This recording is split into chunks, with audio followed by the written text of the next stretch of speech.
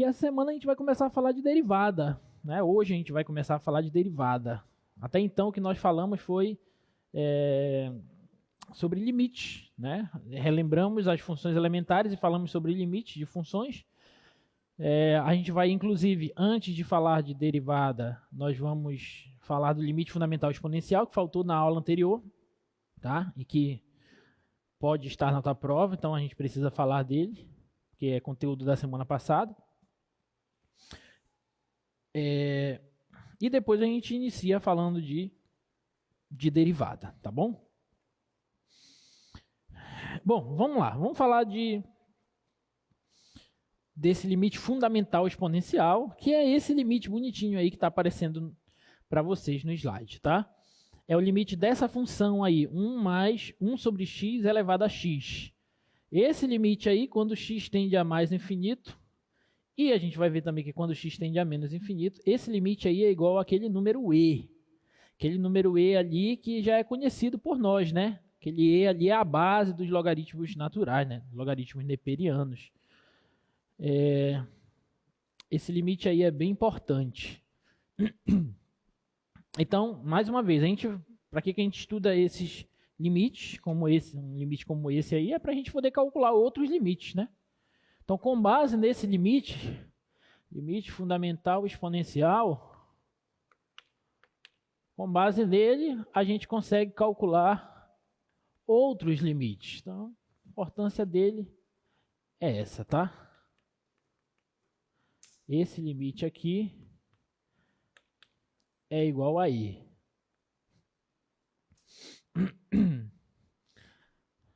Bom, e a partir dele a gente vai calcular outros limites, tá? Vamos calcular esse aí, ó.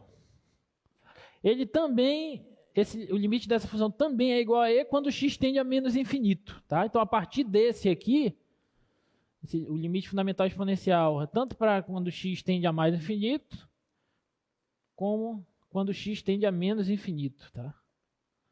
1 mais 1 sobre x elevado a i. Eu vou deixar esse primeiro limite logo como dever de casa para vocês tentarem resolver, mas eu vou te dar a dica, porque tem outros mais interessantes para eu fazer. A dica aqui é você fazer a seguinte substituição, chamar esse x de menos t mais 1 ou u mais 1, pode ser qualquer letra, tá? E aí, fazendo isso, você observa que se o x tende a menos infinito, então o t a menos infinito, então o t vai tender a mais infinito. Olha só, se o x tende a menos infinito, eu pego, multiplico tudo por menos 1, esse menos vem para cá, então o t vai tender a mais infinito. Tá? Aí você usa essa substituição no lugar do x, substitui.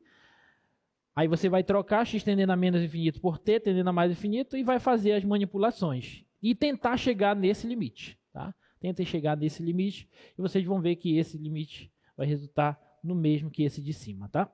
Isso aí vai ser igual a i. Então vou deixar esse primeiro exemplo aí como dever de casa para vocês, tá? Vamos fazer outros. Vamos fazer esse aqui, ó.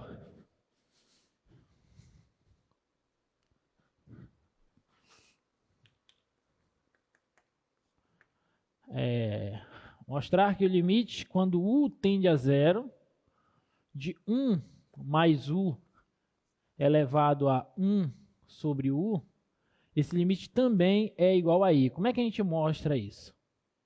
Então a ideia vai ser a gente tentar utilizar o limite fundamental exponencial, tá? Como é que a gente pode fazer aqui? Eu vou usar a seguinte substituição.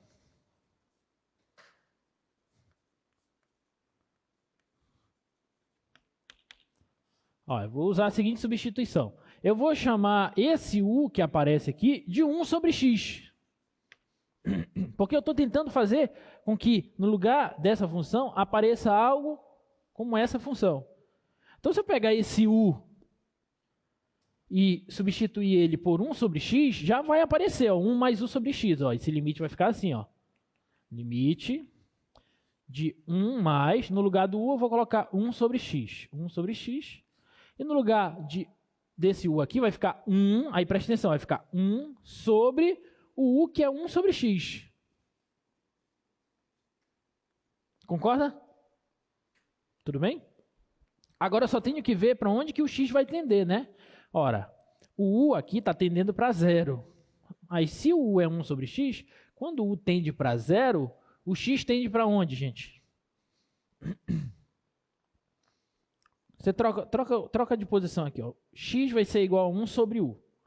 1 sobre u, com o u tendendo para zero, o x vai tender para onde? A fração tende para onde? Para infinito. Só que pode tender para mais ou para menos infinito. Vai depender do quê?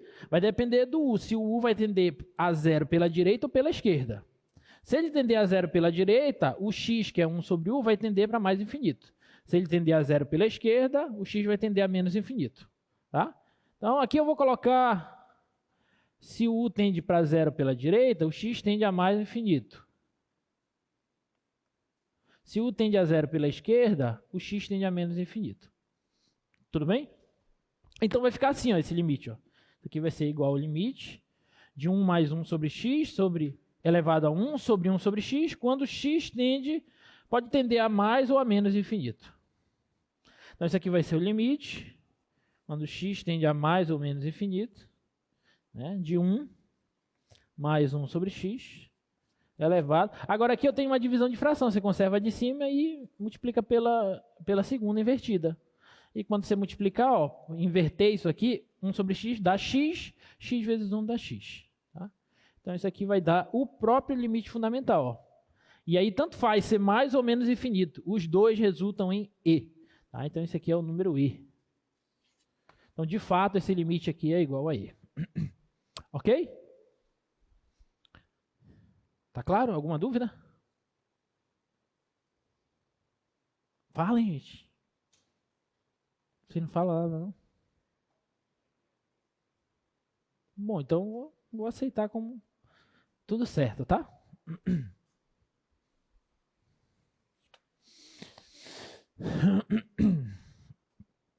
Então, esse é mais um limite. E esse próximo aqui, ó. Limite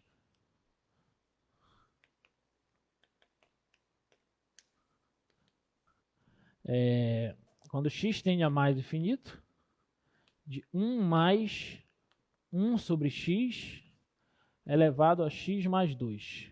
Quanto que é esse limite aqui, né? E aí, o que vocês fariam para calcular esse limite aí? Novamente, a ideia é tentar utilizar aquele limite que nós já conhecemos, tá?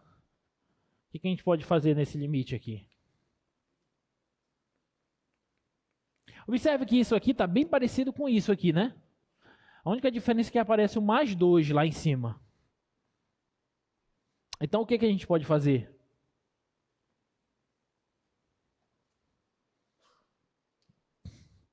Olha só, quando você tem assim, ó,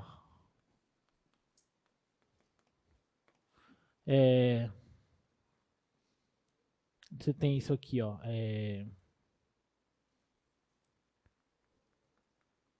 isso aqui não é igual a isso aqui, ó. Multiplicação de potência de mesma base, você não pode conservar a base e somar os expoentes, não é isso? A propriedade da potência. Isso aqui é muito parecido com isso, ó. Considera que isso aqui é o A, isso aqui é como se fosse x mais y. Então eu posso transformar isso aqui nisso, tá? Então vai ficar assim, ó.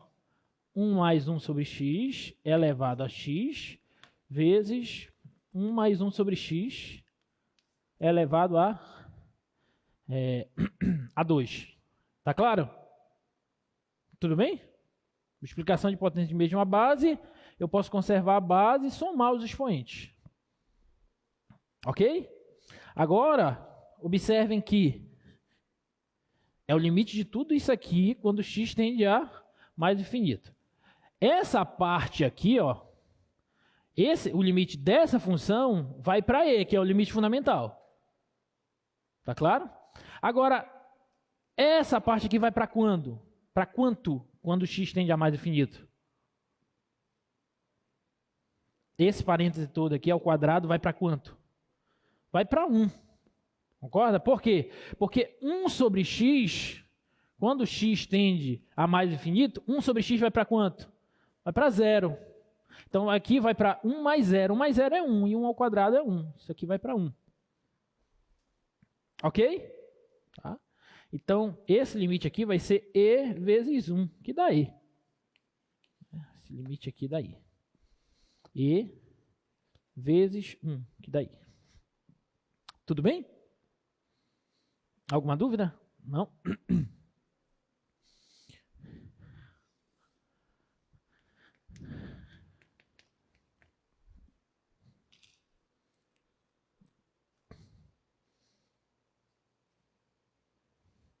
E esse aqui? Limite. Quanto que vale o limite? Quando x tende a mais infinito, da função 1 mais 2 sobre x elevado a x. Quanto que vale esse limite? Aí observem que está parecido, mas aqui aparece agora um 2. Certo? Aí aparece um 2. Então não dá para a gente fazer o que a gente queria, que é substituir direto lá naquela função. Mas o que a gente pode fazer? Posso fazer uma substituição, olha só. Eu vou chamar de u esse 2 sobre x. Tudo bem?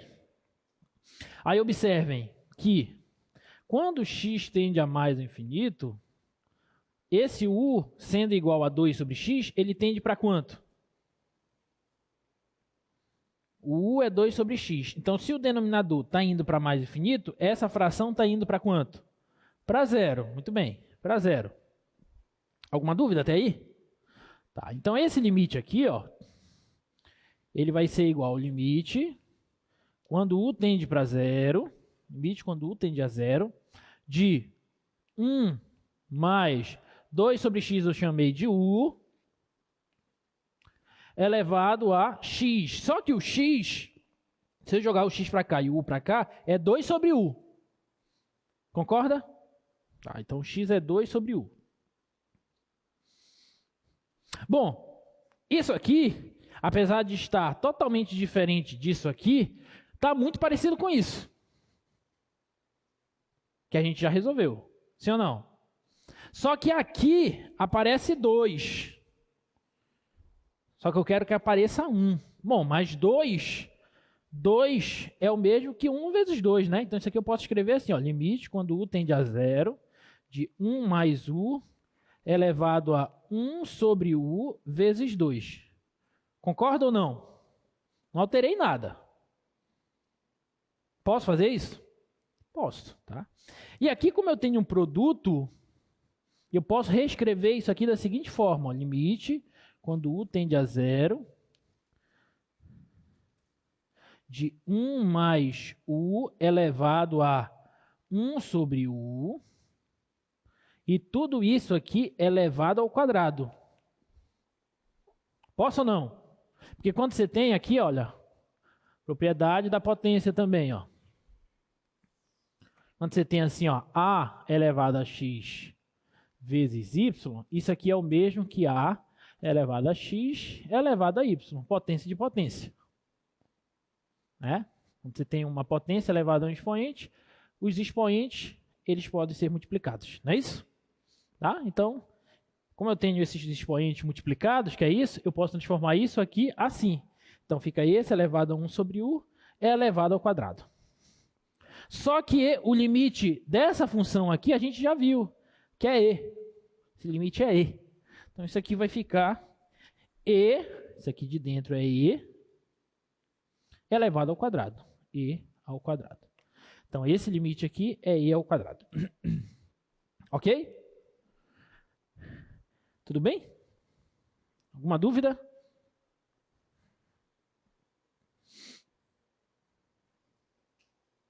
Dúvidas? Perguntas? Não? Não, vou passando.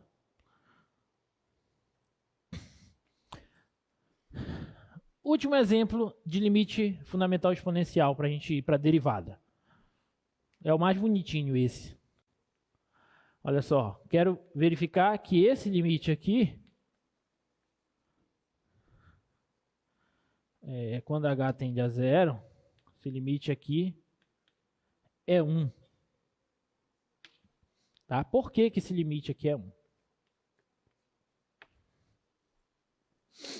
Eu vou tentar usar o limite fundamental exponencial. Tá? Para fazer isso, eu vou utilizar a seguinte substituição. Prestem bem atenção nessa daqui.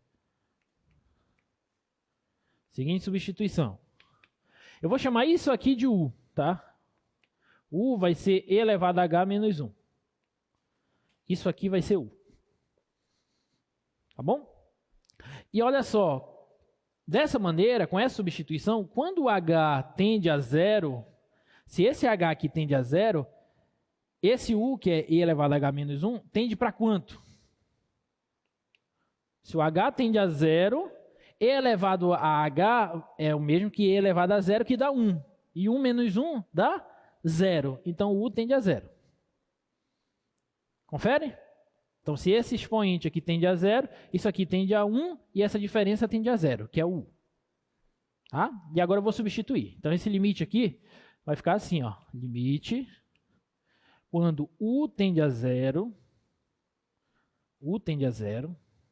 de, isso aqui eu chamei de U, sobre, aqui eu tenho um problema, porque aqui eu não posso utilizar o H, eu tenho que substituir por alguma outra coisa envolvendo o U. Tá? Então, eu vou pegar essa equaçãozinha aqui, ó, e antes de eu calcular o limite, eu vou tentar isolar o H aqui. Bom, gente, olha só. Como é que vocês isolariam o H a partir dessa equação aqui? O que vocês fariam? Para isolar o H, professor, eu posso primeiro passar esse U para lá. Né? Então, passando esse 1 para lá, vai ficar U mais 1. Concorda? Como é que eu posso tirar o H desse expoente aqui? O que eu posso utilizar para tirar o H desse expoente? Passar para o outro lado em forma? Não. De raiz, não. Muito bem. Em qual base? Muito bem, perfeito. Aplico os logaritmos aqui na base E. Log natural de E elevado a H, log natural de U mais 1. Certo? Aí esse H ele vem para frente, pelas propriedades do logaritmo. Ok? Que é o expoente. Então, H. E quanto é o log natural de E? É 1, porque o log natural de E é o log de E na base E. Como o logaritmando e a base são iguais, então dá 1. Então, esse H aqui vai ser o log natural de U mais 1. Então, acabamos de isolar o H. Olha que bonito. Tá bom? Então, a partir desse limite, a partir dessa substituição, desculpa, esse limite vai ser igual ao seguinte, ó, limite, quando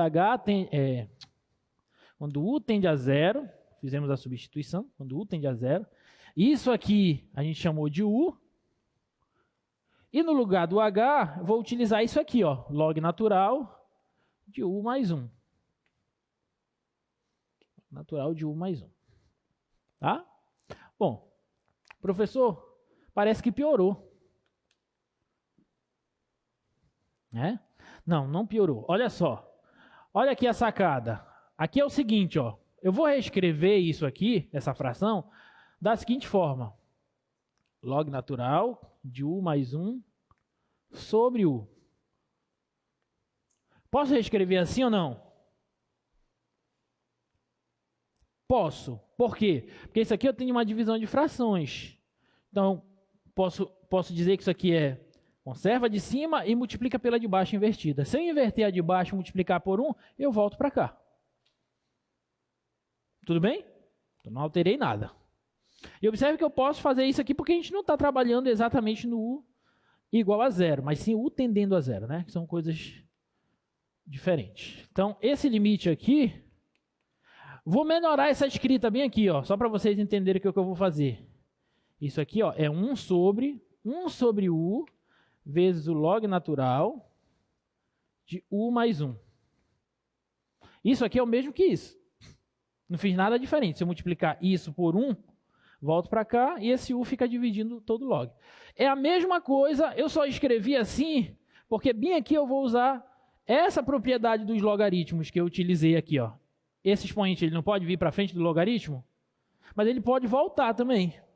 Tá? Então, se eu tenho esse camarada aqui, ó, multiplicando o logaritmo, eu posso passar ele para cima do logaritmando, como expoente. Então, eu posso reescrever isso aqui da seguinte forma. Ó. que é o limite quando u tende a zero de 1 sobre o log natural de u mais 1 elevado a 1 sobre u. Tá? Então, agora esse expoente, ele veio para cima, desculpa, esse 1 sobre u, ele veio como expoente do u mais 1 aqui no logaritmo. Isso devido à propriedade dos logaritmos. Tudo bem? E aí agora ficou bonito, né? Porque o limite, quando u tende a zero disso aqui, ó, é e. Que é esse limite aqui, ó. A gente calculou já. É e. Tá? Então, isso aqui vai ficar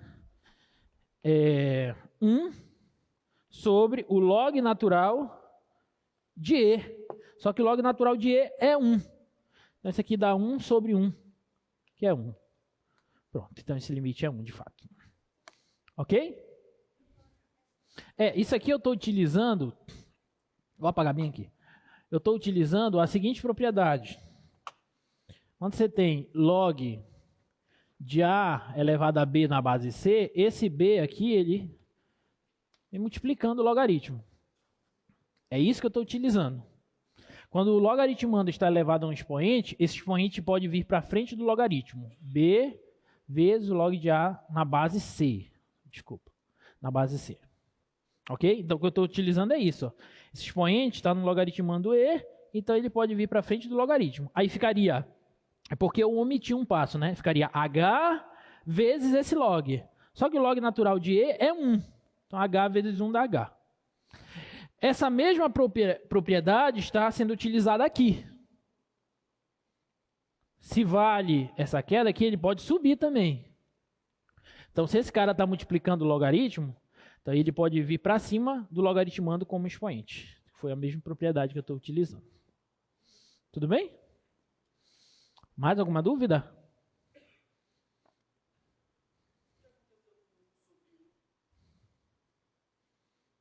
Da onde? Esse aqui? Esse aqui? É porque esse u mais 1 elevado a u, 1 sobre u, quando u tende a zero, é esse limite aqui, ó.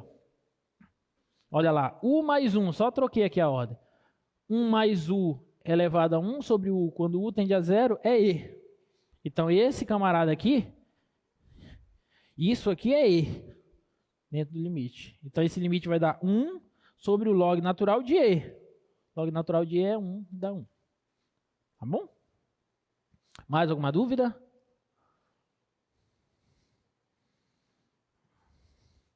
Não? Então, vamos passar. Bom, tá bom, de limite fundamental exponencial. Vamos falar de derivada, tá? Que é a nossa aula de hoje, de fato. Vamos entrar agora na segunda parte do nosso curso, né? Primeira parte, o cálculo de limite. Tá? E esse cálculo de limite vai nos servir, como vocês verão, para a gente poder definir o que é a derivada de uma função. Tá? Mas antes de nós falarmos propriamente do que é a derivada de uma função, vamos definir uma coisinha aqui importante que vocês já estudaram lá no ensino médio, mas que a gente tem que relembrar.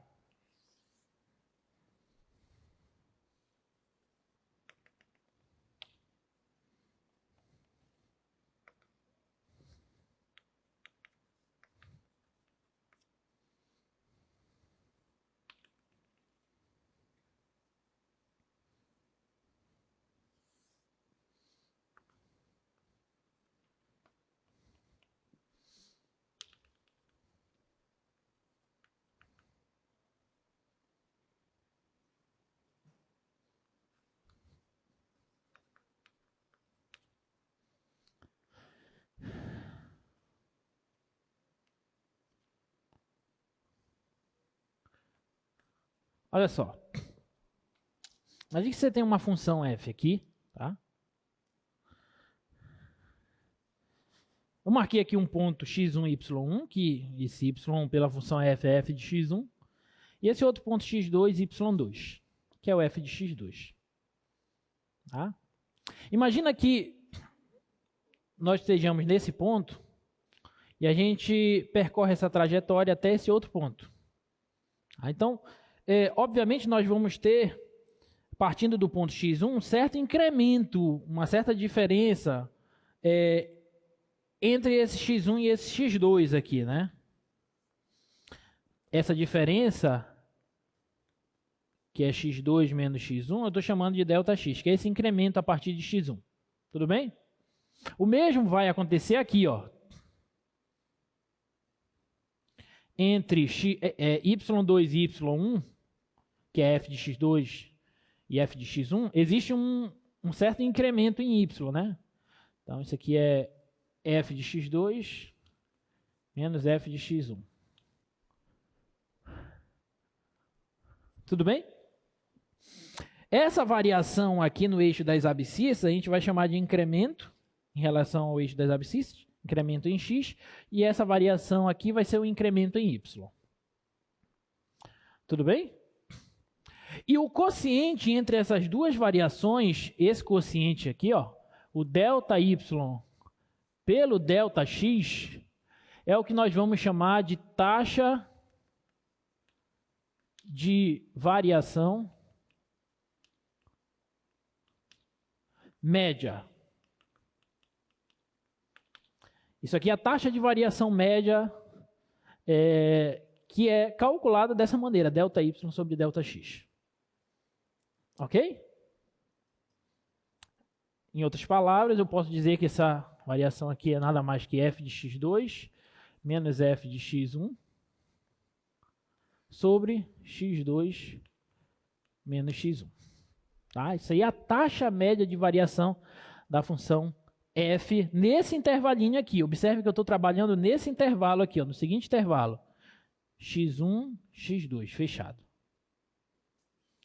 Então, a taxa de variação média da função f naquele intervalinho ali, x1, x2, fechado, é dado por aquele quociente ali, f de x2 menos f de x1 sobre x2 menos x1. Tudo bem até aí? Alguma dúvida até aí? Isso aí vocês já utilizaram muito, principalmente lá na física, lá no ensino médio.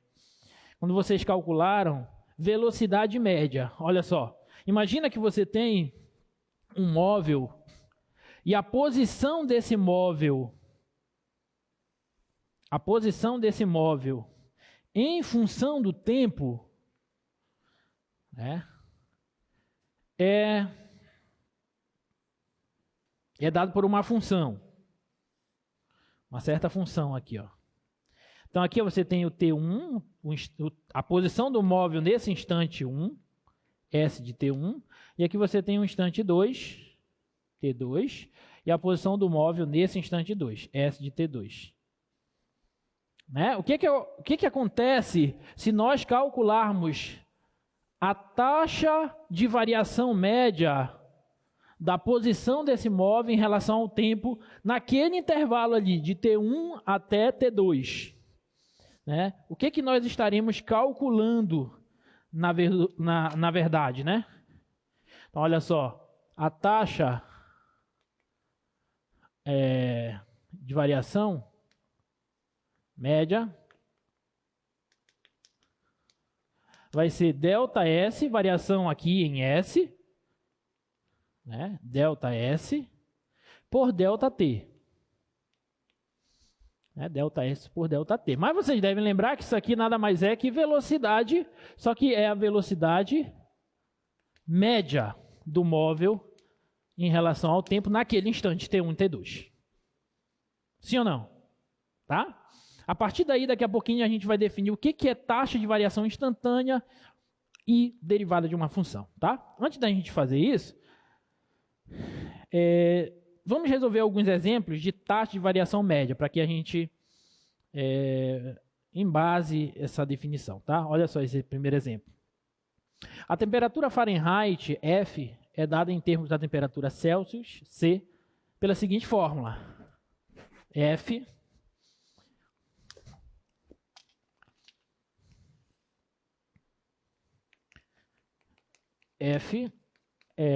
em função de C, né? Fahrenheit, em função da temperatura Celsius, é 1,8 vezes C mais 32. Vamos ver o que ele pede. Determine a taxa média de variação de F em relação a C quando a temperatura passa de 20 graus Celsius para 30 graus Celsius. Então, eu quero a taxa média de variação da função F em relação a C nesse intervalo de 20 a 30. Tudo bem? Então, pela definição que nós vimos, essa taxa média, ela nada mais é que o valor da temperatura Fahrenheit quando a temperatura Celsius for 30, menos Fahrenheit quando Celsius for 20, sobre 30 menos 20. Eu estou utilizando essa definição. F de x2 menos f de x1 sobre x2 menos x1. F de 30 menos f de 20 sobre 30 menos 20. Tudo bem? Alguma dúvida até aí? Isso aqui é facilmente calculado. Vocês podem calcular isso facilmente. Eu não vou fazer essas continhas, que as continhas aí é o de menos. Mas isso aqui vai dar 1,8. Tá? Óbvio, né? Uma função de primeiro grau, coeficiente angular. 1,8. Fahrenheit por Celsius. O que essa taxa média de variação aí nos diz na prática? Ela nos diz que uma variação de 1 grau na temperatura Celsius nos dá uma variação na temperatura Fahrenheit de 1,8. Certo? Alguma dúvida até aí? A gente não fez nada demais, a gente só acabou de calcular a taxa de variação média da temperatura Fahrenheit em relação à temperatura Celsius. Ok? Então, a cada 1 Celsius, nós temos uma variação de 1,8 Fahrenheit. É assim que a gente lê aquela notação ali no final. Tá bom? Outro exemplo. Considere um círculo de área A e raio R. A área A, raio R, um círculo. Tá? Olha o que ele pede. Determine a taxa de variação média da área desse círculo em relação ao seu raio, quando esse raio varia no intervalo de 2 a 2,1. Se o raio está variando de 2 a 2,1, qual que é a taxa de variação média da área desse círculo em relação ao raio? Como é que a gente faz? Bom, a gente precisa de uma função que relacione essas duas grandezas, primeira coisa, né? Como é que a gente calcula a área de um círculo mesmo, de raio R? πr quadrado. Então, a área em função do raio, a área de um círculo em função do raio, é π vezes o raio ao quadrado. Tudo bem? Ok? Tá. Então, vamos calcular a taxa de variação média. Então, pela nossa definição, isso aqui vai ser a área quando o raio for 2,1 menos a área quando o raio for 2 dividido por 2,1 menos 2. Concorda? Estou utilizando essa definição aqui novamente. Ó. Só que aqui, a minha função f, na verdade, é a função a, que é dada por isso. Então, isso aqui vai ficar assim, ó. π vezes o raio 2,1 ao quadrado, 2,1 ao quadrado, menos π vezes o raio 2 ao quadrado, sobre 2,1 menos 2 dá 0,1, né? Aqui dá 0,1. Poderia manter 2,1 menos 2, fazer ali o produto, utilizar o produto notável, tá? Mas isso aí vai dar 2,1 mais 2, 4,1, né? Π. Aqui vai dar 4,1 π. Tá? Então, essa daqui seria a taxa de variação média da área em função do raio. Tudo bem? E tem várias outras aplicações de taxa de variação, taxa de variação média. Tá? pular essa daqui. Olha essa aqui. Um móvel em movimento retilíneo tem sua posição descrita por essa função aí, ó. Posição dele em função do tempo, S de t, é igual a t, 2t ao cubo mais 8t mais 10, onde esse S é a posição dada em metros e t em segundos, tá? Determine a taxa média de variação da posição desse móvel em relação ao tempo do intervalo 1 em 3. Então, aqui a posição, 2t ao cubo mais 8t mais 10. Tá? Eu quero quando t varia nesse intervalo aqui, ó, de 1 a 3. Então, o que a gente vai fazer? A taxa média, que é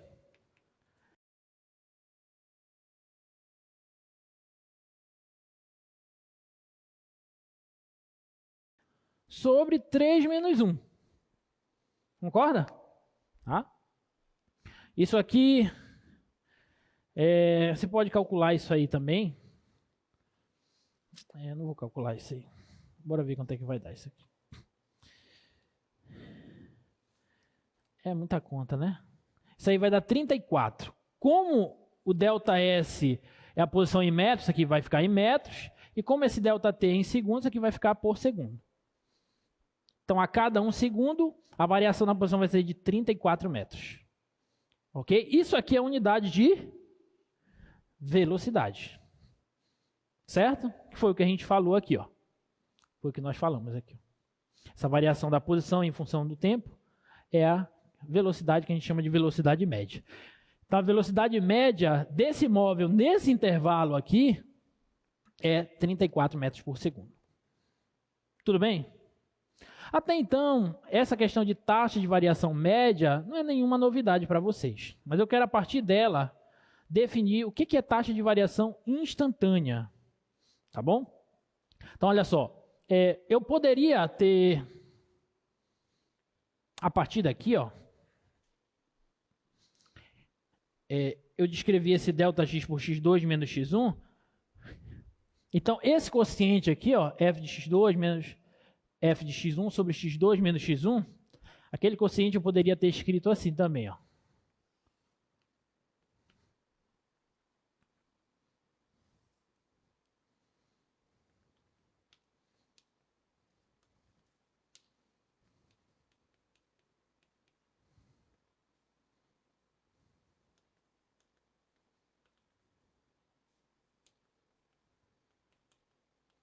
Olha só, eu poderia, ao invés de escrever aqui assim, ó, x1 e x2, eu poderia ter escrito, por exemplo, um ponto x0, e daqui para cá eu tenho um certo incremento, ΔX.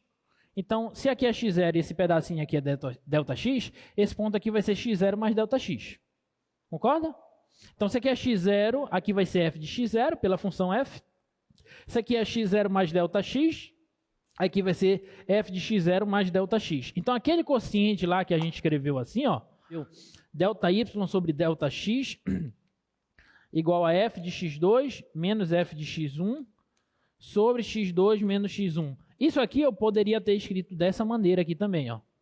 ΔY sobre ΔX igual f, no lugar do x2, escrever isso aqui, ó, x0 mais ΔX, menos, no lugar do x1, que eu coloquei o x0, seria o f de x0. E essa diferença, x2 menos x1, vai ser a diferença entre esse e esse, só que essa diferença é esse incremento, que é o próprio ΔX. Né? Então, escrever o incremento ΔY por ΔX dessa maneira é equivalente a escrever ele dessa maneira. É só uma outra notação, uma outra forma de escrevê-lo. Tudo bem? Alguma dúvida? Tá, então a partir dessa definição, vamos olhar essa outra definição aqui, olha. O que vai ser a taxa instantânea de variação da função? A palavra instantânea nos remete a algo pontual, certo? Então eu vou querer agora olhar a taxa de variação da função em um certo ponto e não mais em um certo intervalo. E aqui é que está a diferença que você precisa perceber. A taxa de variação média, para você calcular ela, você precisa de um intervalo. Você calcula a variação da função nesse intervalo. Aí você tem a taxa de variação, quanto que a função variou naquele intervalo. Agora, para a taxa de variação instantânea, a gente precisa de alguma forma definir isso pontualmente. Bom, eu só sei calcular variando no intervalo, mas de que forma eu posso calcular isso variando no instante, em um certo instante, né? Da seguinte forma, olha, a gente já viu que a taxa de variação no intervalo de x a x0 mais ΔX é dada por isso. Agora, o que deve acontecer quando esse ΔX, que é esse incremento, tender a zero? Ou seja, o que deve acontecer quando esses dois pontos aqui, olha, quando esse ponto aqui, ó, e esse ponto, quando eles colapsarem? Quando esse intervalinho aqui diminuir, o tamanho desse intervalo diminuir cada vez mais. Então, o que acontece com esse quociente quando esse ΔX tender a zero? Aí é que está a questão. Porque quando esse ΔX tende a zero, esse intervalinho diminui cada vez mais, e esse ponto vai tender a esse ponto. Ele vai ficar tão próximo desse ponto quanto eu queira. O que vai acontecer com esse quociente? Aí, esse limite, caso ele exista, bota lá para a gente, o limite desse quociente, quando o ΔX tende a zero, caso esse limite exista, a gente vai definir esse limite como a taxa de variação instantânea, no ponto x0, de y em relação a x. Então, a gente vai ver quanto que a função está variando em relação a x nesse instante x0. Mas isso só se esse limite aqui, o limite desse quociente, quando o ΔX tender a zero, existir. Tudo bem? Então, a partir de agora...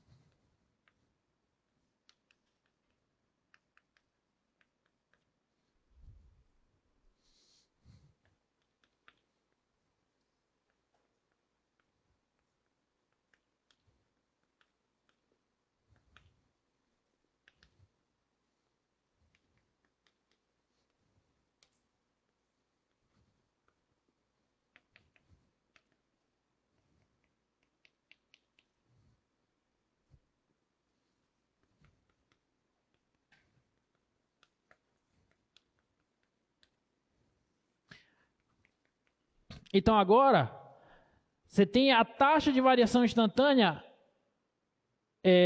de f de y em relação a x nesse intervalinho aqui. Quando você faz essa taxa de variação média com ΔX tender a zero, se esse limite, se o limite desse quociente, que é equivalente a esse, existir, então a gente define esse limite como a taxa instantânea de variação de y em relação a x. E eu vou estar olhando nesse ponto x0 aqui, ó, nesse ponto x0, como que a função vai estar variando, como que o valor de y vai estar variando em relação a x nesse instante. Quando você está andando de carro, de moto, algo do tipo, que você olha para o velocímetro em um certo momento, aí você olha para naquele instante ali a velocidade é, sei lá, 65 km por hora. Né? Só que você só sabe calcular a velocidade média até então. Só que para você calcular a velocidade média, você precisa quanto que o veículo percorreu em um certo período de tempo. Isso é a velocidade média. Né? Qual a distância que ele percorreu em um certo período de tempo. Mas quando você olha para o velocímetro, você diz, agora a velocidade é tanto. A velocidade é 65, agora a velocidade é 70 km por hora. O que você está olhando é a taxa de variação instantânea do móvel naquele certo instante, naquele certo momento. Você está olhando para isso aqui, ó. Está olhando para esse limite. Tudo bem? Então, tomando como base os exemplos que nós fizemos, esse exemplo aqui, ó, o exemplo Fahrenheit, vamos pegar esse exemplo aí, ó. Considerando o círculo de área A e raio R, determine agora, eu quero a taxa de variação da área em relação ao raio no instante, no momento, quando o raio é R igual a 2. Pontualmente, quando o raio é 2, qual que é a taxa de variação da área em relação ao raio? Então, como é que a gente faria isso? Observem que a gente já sabe calcular a taxa de variação média, sim ou não? Então, a partir dela, é só calcular aquele limite equivalente e você vai verificar quanto que a área está variando em relação ao raio, quando o raio é um certo valor pontual. Tá?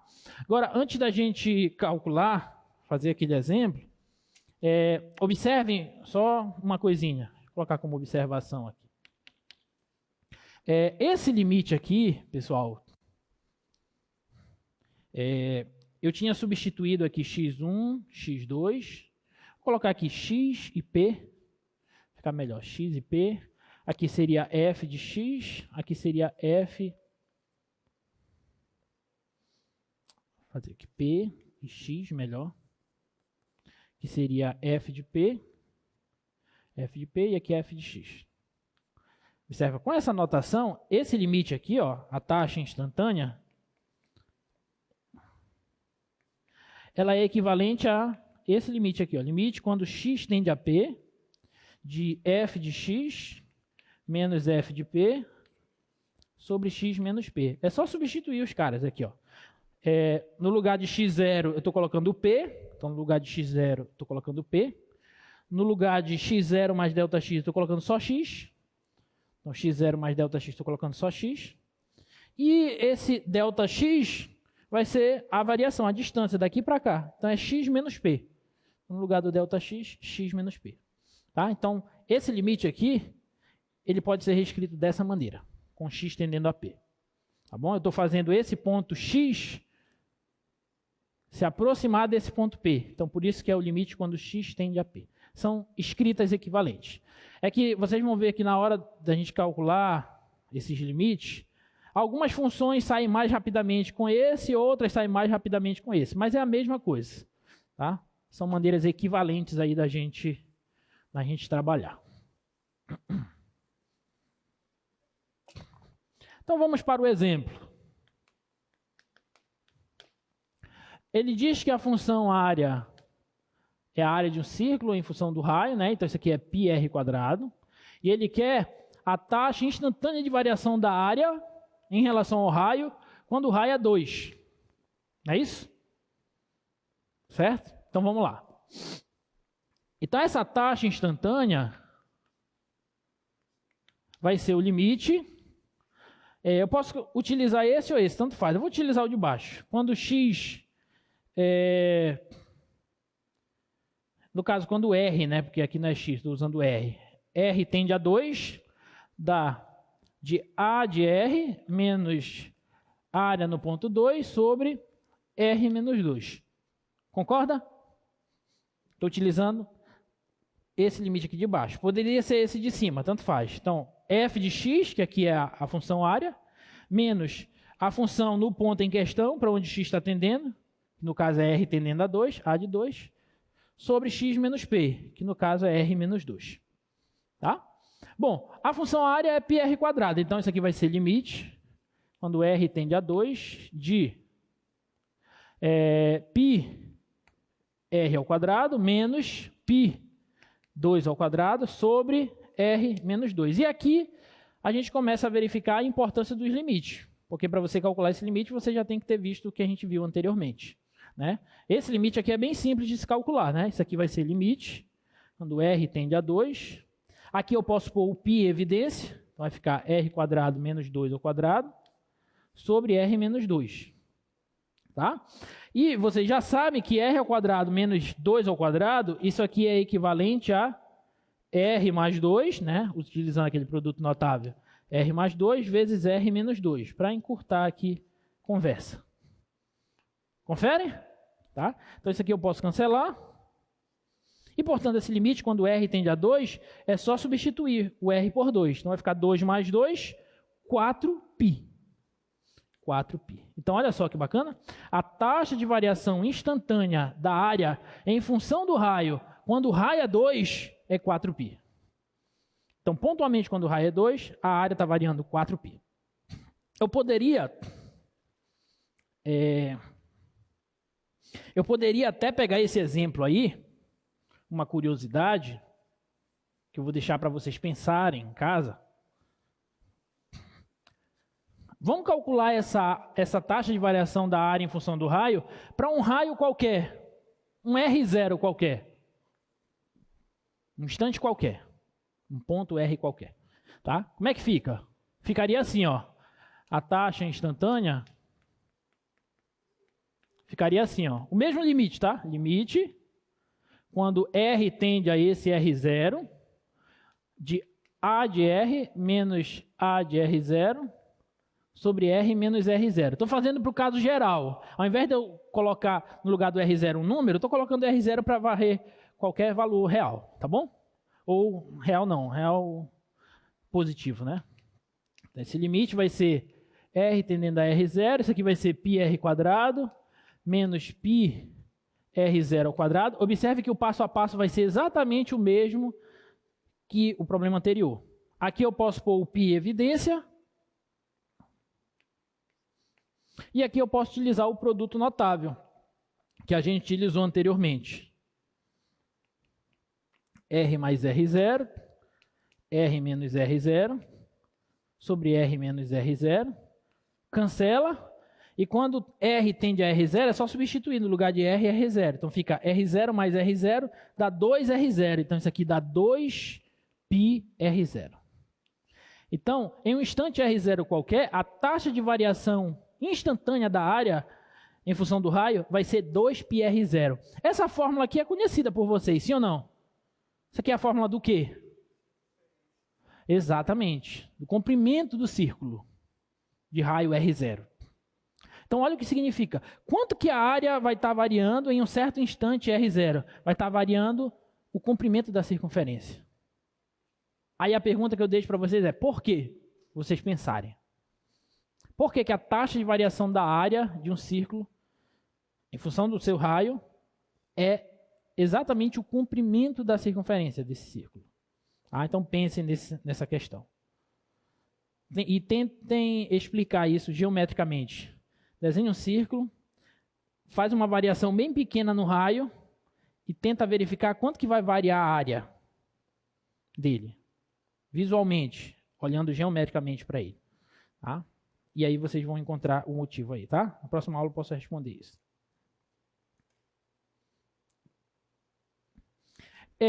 Então, olha só.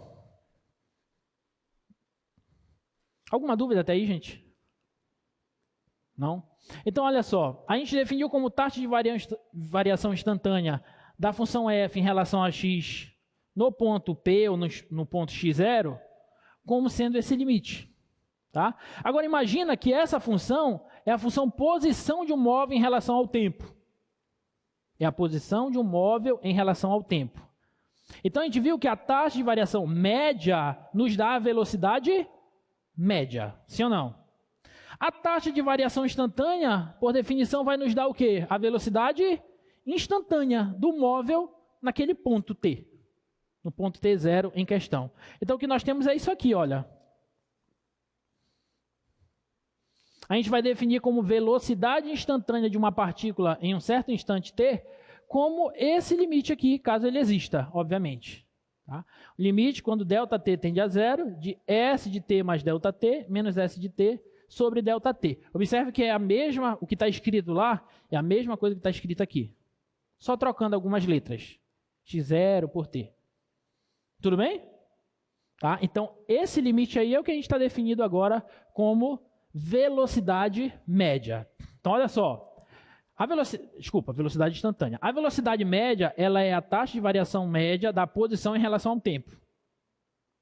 Então, a velocidade instantânea vai ser aquele limite quando as velocidades médias do ΔX tendendo a zero. Tá? De modo totalmente análogo, vocês lembram como que vocês calculavam a aceleração média de uma partícula ou de um móvel em certo instante? Como que você calculava a aceleração média? O que era a aceleração média, gente? Não acredito que vocês já esqueceram. Estou vendo gente falando, mas está falando muito baixo, não estou ouvindo. Pronto, perfeito. A aceleração média era a taxa média de variação da velocidade em função do tempo, não era isso? Então a gente pode definir o que vai ser a aceleração instantânea. Olha só, a aceleração instantânea vai ser o limite das taxas de variação média da velocidade em função do tempo. Simplesmente isso. Tá? Então agora, com essa definição, você consegue calcular a aceleração de uma partícula em um instante pontual. Aqui a aceleração é tanto. Então olha só, a aceleração é a taxa de variação instantânea da velocidade e a velocidade é a taxa de variação instantânea da posição. Certo? Ficou claro? Tá? E nós temos várias e várias outras taxas de variação, gente, que a gente estuda. Olha só, todas essas aqui são taxas de variação.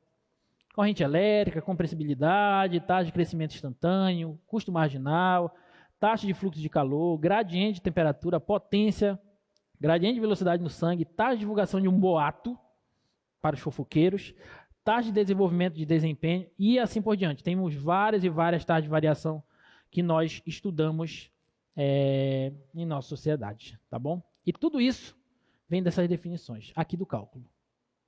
A gente pode calcular isso dessa maneira, tá? Alguma dúvida até aí, pessoal? Sim ou não?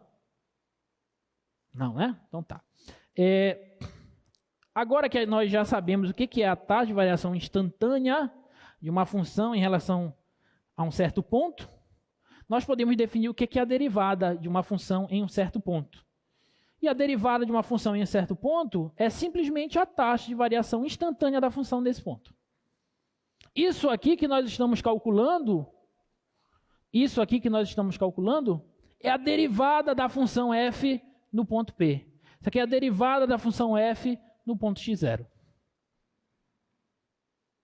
Simplesmente. Isso aqui é derivada. Então, derivada, pessoal, nada mais é que um limite. Por isso que a gente estuda primeiro limite. Tá? Então, derivada, eu tinha que apagar aqui, né? É um limite.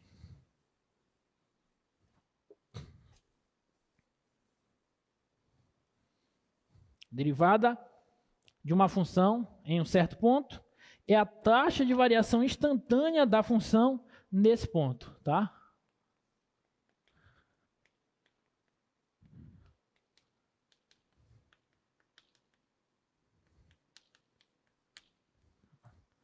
Notação de derivada, a gente vai usar isso aqui, ó, f' no ponto P.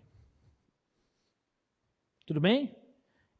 Essa linhazinha aqui, a gente vai dizer f', derivada da função f no ponto P. Tudo bem?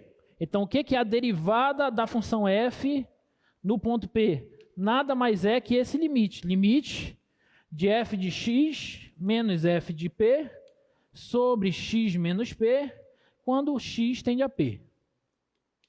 É a taxa de variação instantânea da função em relação a x no ponto P, que é aquele limite lá que nós calculamos. Tudo bem? Alguma dúvida até aí? Não? Outra maneira da gente denotar a derivada da função no ponto P é o limite de f de p mais ΔX menos f de p sobre ΔX, quando ΔX tende a zero. Isso aqui é equivalente a isso, só que escrito de uma forma ligeiramente diferente, mas que é essa maneira aqui, ó. Tudo bem? Aquela escrita lá do último quadro, é equivalente a isso aqui, ó. Só estou trocando o P pelo x0. Tá bom? Estou só trocando o P pelo x0. Alguma dúvida? Então, isso que a gente estava calculando era derivada. Tudo bem, pessoal? Tem uma outra maneira também que a gente gosta bastante de usar, que é é simplesmente trocar esse ΔX por uma outra letra. Por exemplo, a letra H. Limite, quando H tende a zero, de f de P mais H, menos f de P sobre H. Para não ficar escrevendo todo o tempo ΔX, só chama de H o incremento. Essas escritas aí são todas equivalentes, é tudo a mesma coisa. Só que às vezes, para você calcular a derivada de uma função em um certo ponto, é mais fácil você usar essa, outras é mais fácil você usar essa. É só questão de notação. Tudo bem? Alguma dúvida até aí? Então a gente acabou de descobrir, de definir o que é a derivada de uma função em um ponto. É a taxa de variação instantânea da função nesse ponto. A gente viu, bem aqui, ó, que a taxa de variação instantânea da área de um círculo em relação ao raio, quando o raio é 2, deu 4π, sim ou não? Acabamos de ver esse exemplo. Então, bota lá o slide. A gente conclui o quê? Que a derivada da função área no ponto 2 é 4π. Então, a derivada disso aqui, ó, a partir dessa função, a derivada da função área, quando o raio é 2, isso aqui é 4π. Então, o que a gente calculou foi uma derivada. Isso aqui que a gente fez, na verdade, foi uma derivada já. Tá? Então, calcular a derivada, calcular aquele limite ali. Tudo bem? Olha só, considerando o exemplo da posição de um móvel em função do tempo dada por aquela função ali, determine a derivada de S no instante 1 segundo, quando t é igual a 1. Então, vamos começar agora a calcular derivadas de funções. Tá? Como é que a gente pode calcular a derivada dessa função aí no instante 1? Observe que eu estou calculando, na aula de hoje nós vamos calcular a derivada de funções em um certo ponto. Na aula que vem, a gente vai ver como que a gente pode calcular a função derivada, que é a partir de uma função como essa, você calcular a função que te dá a derivada daquela função S em qualquer ponto. Tá? Mas, por enquanto, vamos começar devagar. Vamos definir o que é derivada em um certo ponto. Então, nesse exemplo aí, eu estou te dando a posição S em função do tempo, que é 2t ao cubo, mais 8t mais 10. E eu quero que a gente calcule, que você calcule a derivada de S no instante t igual a 1. É isso que eu quero. Tá bom? Então, vamos usar a definição de derivada. O que vai ser a derivada de S quando t é igual a 1?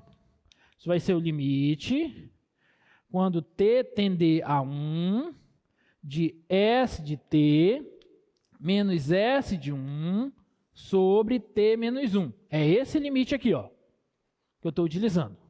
Posso utilizar um desses aqui, professor? Posso, pode também. Vou fazer por esse aqui. Eu vou fazer um de cada, depois eu faço utilizando o outro, tá? Então é esse limite aqui que a gente tem que calcular. Tá claro, gente? E então é só calcular esse limite. Isso você já sabe. Então você já sabe calcular a derivada, na verdade. Tá? Como é que calcula esse limite? Isso aqui vai ser o limite, quando t tende a 1, S de t é a função. 2t ao cubo mais 8t mais 10.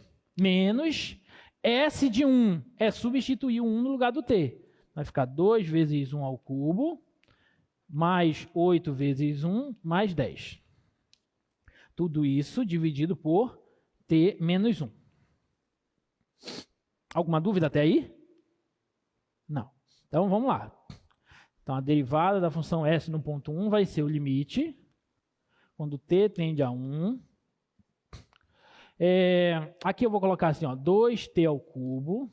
E eu vou colocar do lado dele esse camarada aqui, ó, menos 2 vezes 1 ao cubo. Nem vou resolver ainda, que é para vocês entenderem o que eu vou fazer. Aqui mais 8t. E aqui vai ficar menos 8 vezes 1. Não é 81, é 8 vezes 1. Menos 8 vezes 1. E esse 10 aqui eu posso cancelar. Esse 10 com esse menos, mais com menos dá menos 10, posso cancelar. Tá? Tudo isso dividido por t menos 1. Então isso aqui vai ficar assim, pessoal. Limite quando t tende a 0, tende a 1, de... Aqui eu posso pôr o 2 em evidência, sim ou não? Tá? Então 2 vezes t ao cubo menos 1 ao cubo. Mais. E aqui eu posso pôr o 8 em evidência. 8t menos 1. E aqui embaixo t menos 1.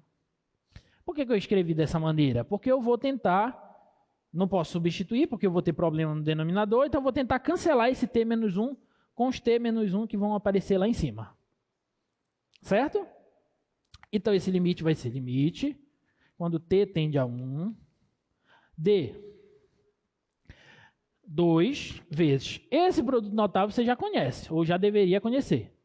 Né? Se você tem a ao cubo menos b ao cubo, isso aqui você pode escrever como a ao quadrado mais a vezes b mais b ao quadrado. É esse produto notável aí. Certo? Lembra? Vou escrever bem aqui, ó. Vezes... escrevi, vou achar bem aqui, que faltou só o t menos 1 aqui, né? 2. Isso aqui é igual ao limite. T tende a 1. A ao cubo menos b ao cubo, isso aqui é a menos b, vezes a ao quadrado mais ab mais b ao quadrado. Tá? É esse produto notável que a gente está utilizando ali. Tudo bem? Diga, querido.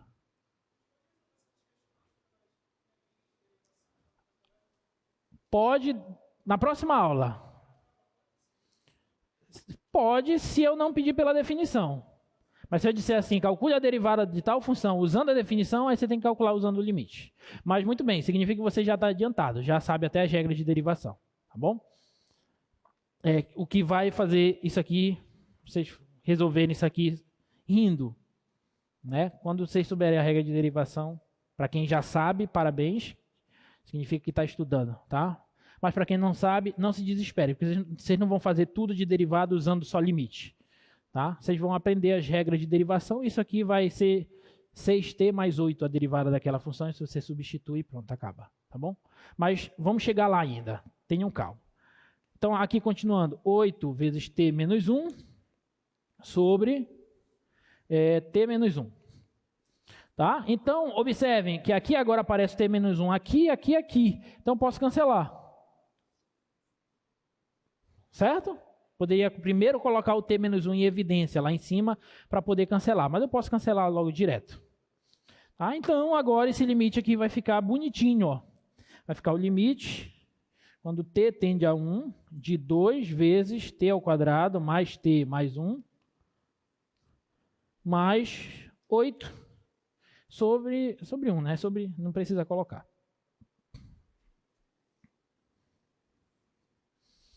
Tudo bem?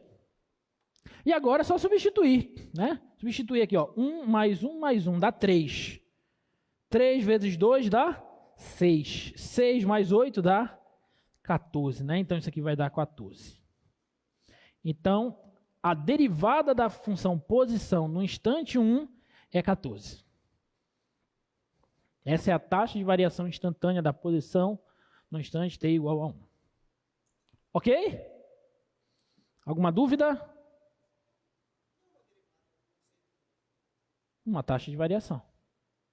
É uma taxa de variação instantânea da função num certo instante, tá?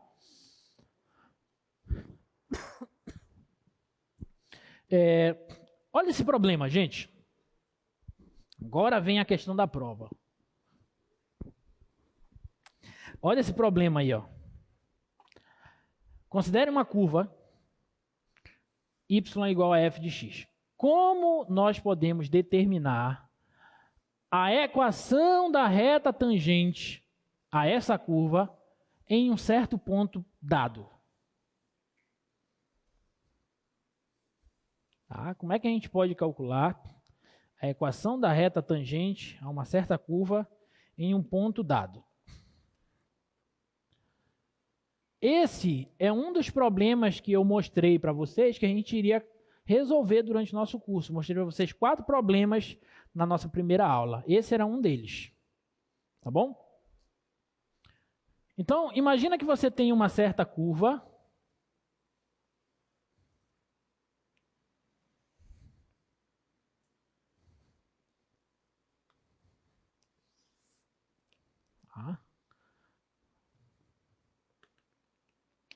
Está aqui um certo ponto x0. E aqui o y0, que é o f de x0 pela função f. E eu quero que você me diga como que a gente pode calcular, encontrar, determinar a equação dessa reta aqui, ó, que é tangente a essa curva nesse ponto. Lembrando que o conceito de reta tangente a uma curva é um conceito que vocês só viram lá no ensino fundamental, provavelmente, no ensino fundamental e médio, provavelmente se remetendo a círculos, a circunferências. Então você pegava uma circunferência e verificava a reta tangente a essa circunferência. Aí o que o professor dizia? Ah, a reta tangente a uma circunferência é uma reta que toca em um único ponto. Ok, é verdade. Mas isso só para circunferência. Para curvas em geral, esse conceito de reta tangente ele é um pouquinho mais delicado, como a gente vai já ver. Tá? Porque pode ser que você tenha uma reta tangente que toque na curva só nesse ponto aqui, mas lá longe toque em outro ponto da curva. Mas por que isso? Porque o conceito de reta tangente ele é um conceito que a gente chama de pontual. Né? É um conceito que a gente vai verificar só perto, próximo do ponto em questão, e não longe do ponto. Tá? Por que isso? Porque quando a gente estuda limite, a gente estuda o limite da função próximo do ponto. E esse conceito de reta tangente vem dessa definição de limite que nós estamos estudando. Tá bom? Mas já eu chego lá. Mas, enfim, a questão aqui é a seguinte: como é que nós podemos determinar a equação dessa reta aqui, meus queridos e minhas queridas? A equação dessa reta que é tangente a essa curva nesse ponto x0, y0. Vou melhorar, vou fazer uma pergunta mais fácil para ver se vocês conseguem responder. Uma pergunta mais fácil. Vou utilizar o mesmo gráfico. Vou pegar outro ponto aqui, ó.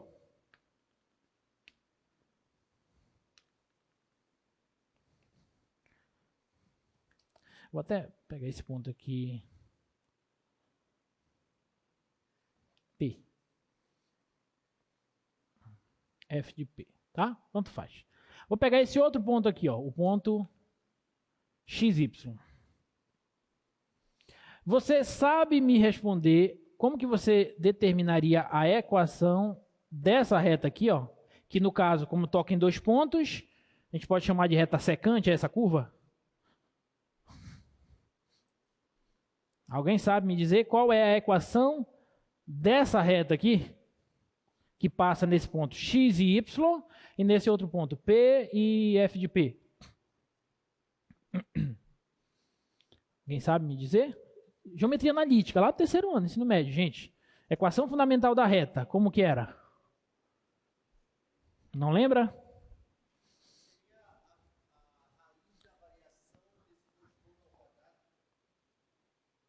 Não, aí tá parecida a equação da circunferência, né?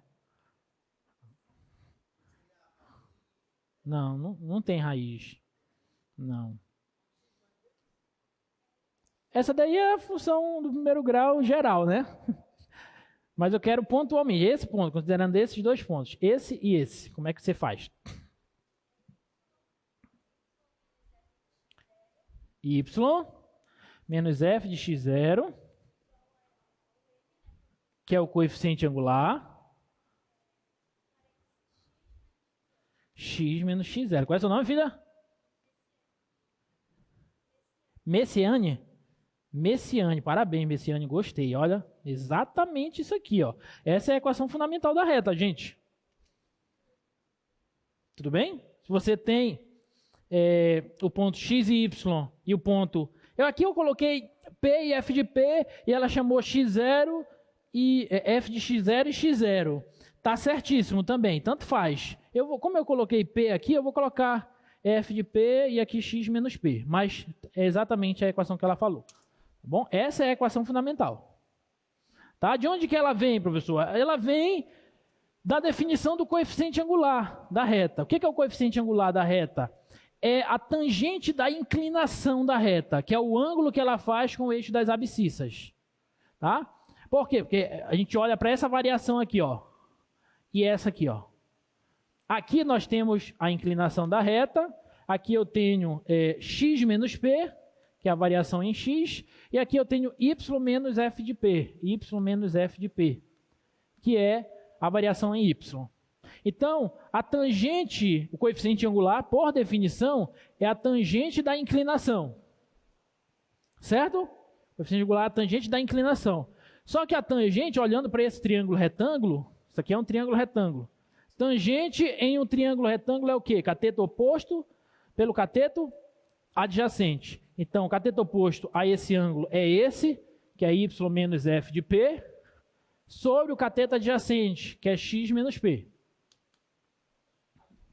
Aí, se eu pegar esse cara e passar multiplicando, então vai ficar y menos f de p igual ao coeficiente angular vezes x menos p. Que foi o que a Messiani nos disse. Ok? Então, essa daí é a equação fundamental da reta. Agora, prestem bem atenção. Isso aqui vocês já sabem, tá? Então, prestem atenção. A pergunta que eu fiz não foi... a primeira pergunta que eu fiz não foi como é que você poderia calcular a equação da secante desses dois pontos. Porque a equação da secante é essa. Mas sim foi a equação da tangente. Só que observem, a secante a gente conseguiu calcular a equação dela porque nós tínhamos quantos pontos? 2. A tangente eu tenho quantos pontos? Só 1.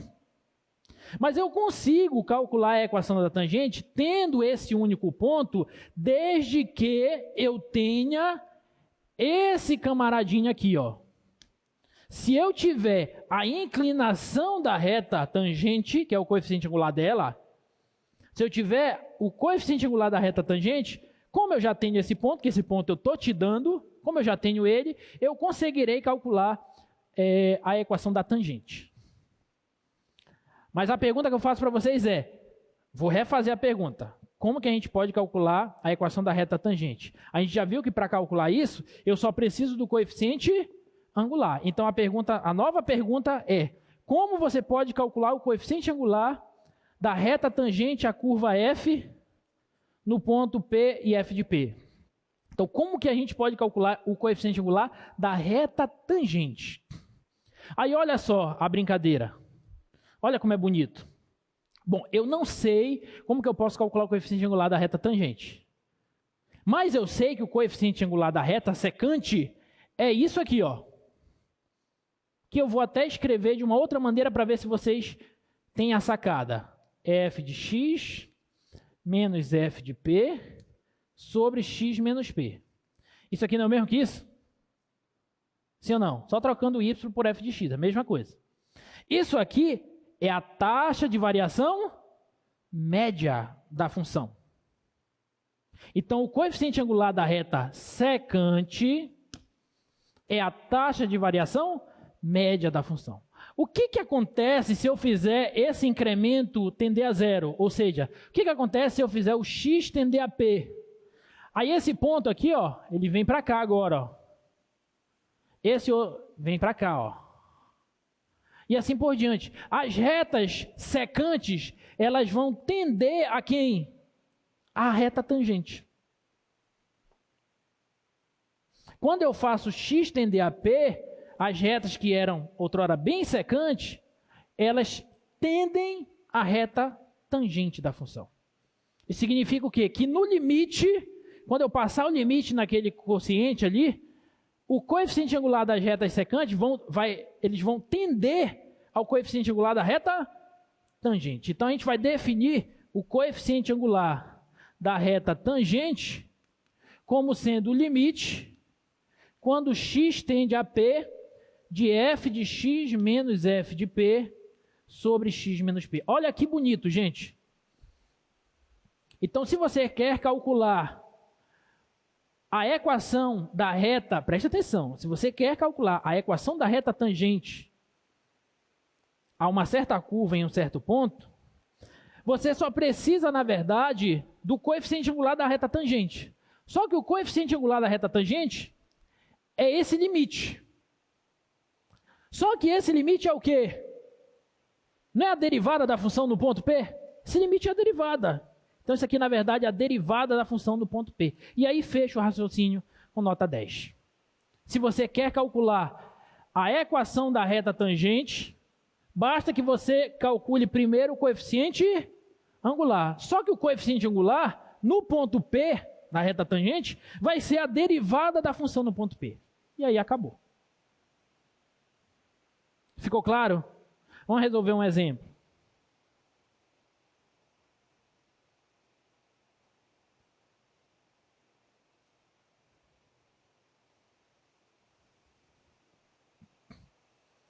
Olha só esse exemplo aí. Esse exemplo que na verdade é uma observação. Uma observação sobre o que eu falei relativo à reta tangente, que é importante. Olha, para que não fique nenhum resto de dúvida, se faz necessário justificar a ideia de a reta tangente tocar em um único ponto. Isso aí é uma definição ligeiramente imprecisa aqui para nós. Quando é um círculo, ok, mas aqui para uma curva qualquer, isso aí é um pouco impreciso. Por quê? Porque o conceito de reta tangente que nos remete a uma derivada é um conceito próximo do ponto. A gente vai olhar para o limite quando x tende ao ponto P. Então eu estou olhando próximo desse ponto P, a reta só toca no ponto P, na curva. Mais longe do ponto, ela pode tocar em mais de um ponto, tá? Isso se dá como exemplo nessa função aí, ó. Olha só. Vamos pegar essa função f de x igual a x ao cubo menos 2x mais 3. Eu quero determinar a reta tangente ao gráfico dessa função quando o ponto é x igual a 1. X igual a 1. Qual é a equação da reta tangente? Nós acabamos de ver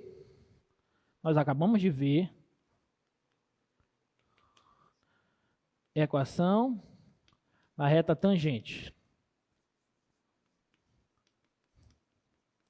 Que se eu quero calcular a reta tangente em um certo ponto, basta que eu calcule o coeficiente angular. Só que o coeficiente angular da reta tangente é a própria derivada da função no ponto.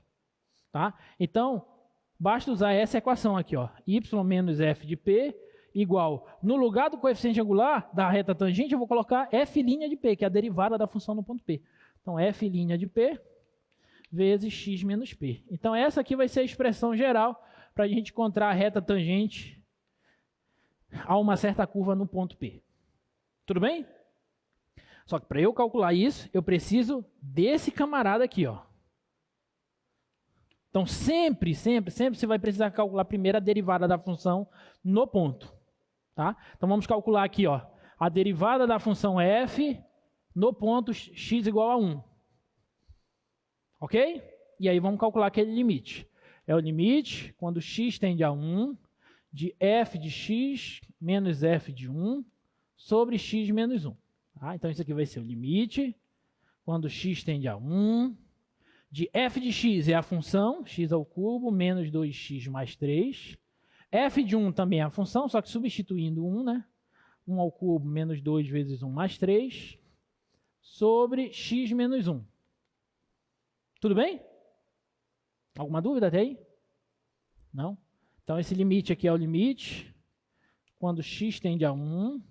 Aqui eu vou agrupar x ao cubo, menos 1 ao cubo, menos 2x, menos com menos, mais 2 vezes 1. E esse 3 eu posso cancelar com esse 3 aqui, mais com menos, menos. Ok? Sobre x menos 1. Então, isso aqui vai ser o limite, quando x tende a 1, posso pôr aqui, aqui eu vou colocar logo o menos 2 em evidência, tá? Quando eu coloco o menos 2 em evidência, vai ficar menos 2 vezes x menos 1, por conta do jogo de sinal. Certo? Porque menos com menos, mais. Aí eu volto para cá, ó. Mais 2. Aqui eu vou usar aquele mesmo produto notável que eu coloquei lá no primeiro quadro, lá no final. Tá? Então aqui vai ficar, ó, x menos 1 vezes x ao quadrado mais x mais 1. Menos 2 vezes x menos 1 sobre x menos 1. Tá? E observe, x menos 1, x menos 1, x menos 1. Então eu posso cancelar. E substituir o x por 1. Então, isso aqui vai dar 1 ao quadrado mais 1 dá 3. menos 2, que sobrou aqui. 3 menos 2 dá 1. Tudo bem? Diga. É porque eu estou omitindo um passo. Na verdade, eu deveria primeiro colocar o x menos 1 em evidência. E aí, quando eu coloco x menos 1 em evidência, fica assim, ó. X menos 1 em evidência. Aí aqui vai ficar x ao quadrado mais x mais 1 menos 2. Sobre x menos 1. Aí agora eu deveria cortar. É que eu omiti um passo para fazer direto. Então isso aqui vai dar 1, né? Como a gente viu. Belezinha? Então a derivada da função no ponto x igual a 1 é 1. Em outras palavras, do ponto de vista geométrico, o coeficiente angular da reta tangente à curva f no ponto x igual a 1 é 1. E aí, se eu tenho coeficiente angular, eu posso calcular a equação da reta tangente. É y menos f de 1, porque o p é 1, f de 1, igual a derivada no ponto 1, que a gente já descobriu que é 1, sim ou não? Derivada no ponto 1, que a gente acabou de ver que é 1, vezes x menos 1. Aí eu tenho que saber quem é f de 1. f de 1 é a imagem da função f no ponto 1. É só substituir aqui o 1. Vai ficar, ó, 1 menos 2 mais 3. 1 menos 2 dá menos 1. Menos 1 mais 3 dá 2. Então, f de 1, anotar bem aqui, f de 1 é 2. Só para a gente não esquecer. Tudo bem? E aí substitui. Então, aqui vai ficar y menos 2 igual a x menos 1. E aí, se você quiser arrumar ela, passar esse 2 para cá, você pode também ficar mais bonitinho, né? Então, vai ficar x menos 1 mais 2 dá 1. X mais 1. Essa daqui é a equação da reta tangente. Nesse ponto x igual a 1. Alguma dúvida? Não?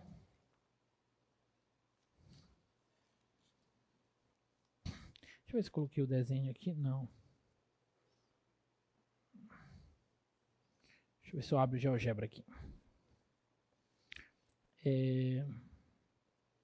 Tá aqui. Vou colocar aquela função aqui no GeoGebra, olha.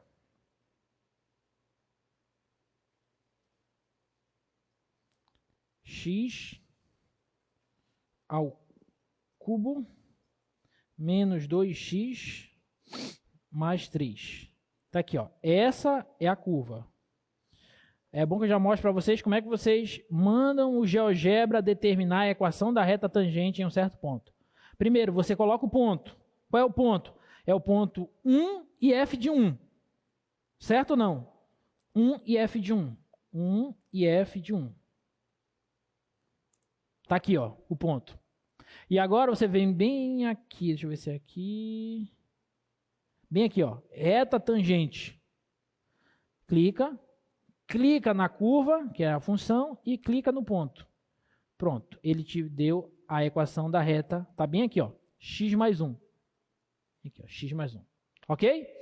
Observem, perto do ponto x igual a 1, a reta toca a curva em quantos pontos? Em 1. Só um ponto. Próximo do ponto x igual a 1, ela só toca no 1. Ok? Mas se eu aumentar o zoom, ampliar aqui, ó, ela não toca em outro ponto? Uai, professor, mas a reta tangente não toca só em um ponto? Toca só em um ponto na proximidade do ponto em questão. Mas longe do ponto, ela pode tocar em infinitos outros pontos da reta. Deu para entender, gente, essa questão? Então, isso é muito, muito importante, tá bom?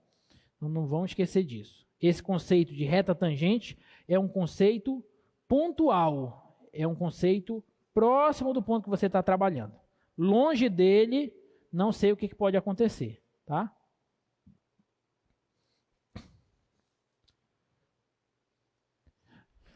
Exemplo. Considere essa função x ao cubo, calcule a derivada da função no ponto 2 e no ponto x igual a menos 5. Aquela notação ali embaixo, gente, df, dx, ela é uma notação muito, muito importante, tá? Eu até esqueci de falar dessa notação para vocês, tá?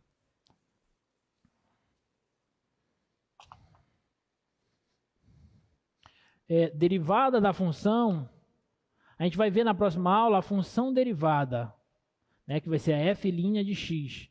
Isso aqui a gente pode escrever assim, ó, dy ou df dx. Tá? Essa anotação aqui é uma anotação muito importante. Isso aqui nada mais é do que a derivada da função. Tá? E se eu quero calcular a derivada da função em um certo ponto P, então eu escrevo dy dx ou df dx, aí eu posso colocar uma barrinha aqui e indicar aqui, ó, x igual a P, que é o ponto P. Então essa anotação aqui nos remete à derivada da função no ponto P. Isso aqui é o mesmo que isso. Só que vocês podem ver questões trabalhando com essa anotação ou com essa anotação. Então tem que saber todas. Ok? Então vamos lá. A função, né? Qual era a função mesmo? X ao cubo, f de x igual a x ao cubo. E na letra A, eu vou fazer a letra A, vocês fazem a letra B. A derivada do ponto de f no ponto 2.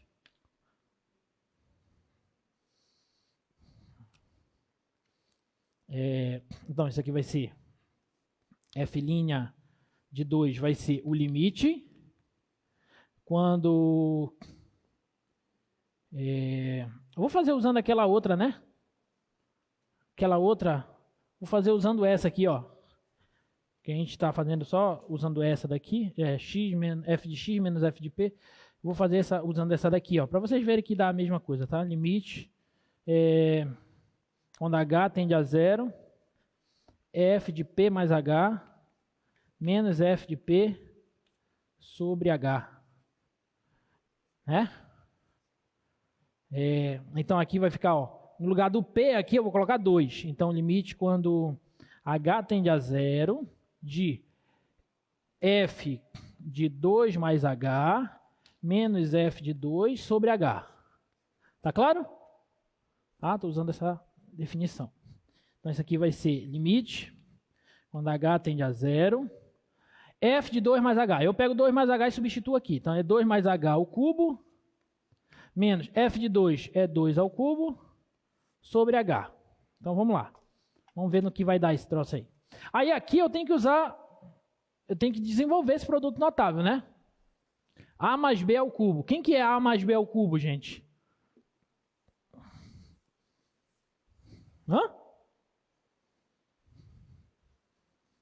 Quem que é a mais b ao cubo, gente? Você sabe me dizer, por favor, você sabe me dizer, pelo amor de Deus, quem é a mais b ao quadrado? Sim ou não? Quem é a mais b ao quadrado? A quadrado, 2ab, b ao quadrado. Então, me digam quem é a mais b ao cubo. A ao cubo, mais 3 vezes a ao quadrado, b, 3 vezes a, b ao quadrado, mais b ao cubo. Muito bem, parabéns. Esse é o produto do cubo da soma de dois termos, tá bom? Então é isso aqui, o produto notável. Então eu vou usar esse produto notável aqui, ó. Então a derivada no ponto 2 vai ser o limite quando h tende a zero. Por isso que é importante você calcular, você estudar lá no início do teu curso logo, ou agora, se não estudou, esses produtos notáveis. Porque você vai continuar usando o limite. Tá bom? Você precisa desse troço aí. Então, 2 mais h ao cubo, usa isso. Vai ficar 2 ao cubo, mais 3 vezes 2 ao quadrado vezes h, mais 3 vezes 2 vezes h ao quadrado, mais h ao cubo. Menos 2 ao cubo, que sobrou aqui. Tudo isso dividido por h. Tudo bem? Tá? Aí eu posso cancelar esse 2 ao cubo com esse 2 ao cubo. Então, a derivada no ponto 2 vai ser o limite quando h tende a zero. Aqui eu posso pôr h em evidência, olha só que bacana. Então vai ficar 3, aqui 2 ao quadrado, 4. 4 vezes 3, 12. Mais 3 vezes 2, 6. E aqui 6h. E aqui h ao quadrado. Tudo isso dividido por H. Tudo bem? 4/12. Aí esse H com esse H eu posso cancelar. E quando H tende a 0, isso aqui vai para 0, isso aqui vai para 0. Então sobra só 12. Então a derivada da função no ponto 2 é 12. Tudo bem? Alguma dúvida? Não? Pronto. Vou deixar a letra B para vocês tentarem fazer. Mostra aí a letra B, que é a mesma coisa, só que no ponto x igual a menos 5. Tá? Essa daqui também, olha, determinar a derivada dessas funções nesses pontos aí. Raiz quadrada de x no ponto 3, 1 sobre x no ponto menos 1. Ok? E essa última aqui, ó, determinar as equações das retas tangentes ao gráfico da função x² mais 3 nesses pontos aí, ó. 1 em f de 1 e menos 2 em f de menos 2. Tá bom? Na próxima aula, deixa eu abrir aqui rapidinho. Na próxima aula, nós vamos partir daqui, olha. Nós vamos partir daqui, ó. A gente vai ver que se eu consigo calcular a derivada de uma função em qualquer ponto do domínio dela, que é o que a gente está fazendo, estou calculando a derivada da função em pontos, estou calculando a derivada da função em um certo ponto. Eu posso entender essa derivada, na verdade, como uma função. Ao invés de eu calcular a derivada da função no ponto P, eu posso calcular a derivada da função em um ponto X qualquer do domínio dela. E aí eu vou entender agora essa derivada como uma função derivada.